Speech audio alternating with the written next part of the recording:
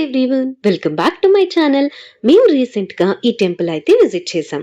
అయితే ఇప్పటి వరకు ఇలాంటి టెంపుల్ ని నేనైతే చూడలేదు.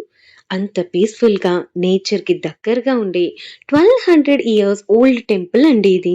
ఈ వ్యూ చూసాక మీకు కూడా టెంపుల్ లొకేషన్ ఎక్కడో తెలుసుకోవాలని ఉందా? ఇంకెందుకు ఆలస్యం, చెప్పేస్తున్నా, నోట్ చేసుకోండి. ఇంద్రేశం అవుట్స్కర్ట్స్ లో కొండ పైన ఉన్న ఇంద్రేశం మహాశివుని గుడి ఇది. చాలా అంటే చాలా నచ్చింది నాకు. ఇక్కడ మనం ఓన్ గా అభిషేకం చేసుకోవచ్చు.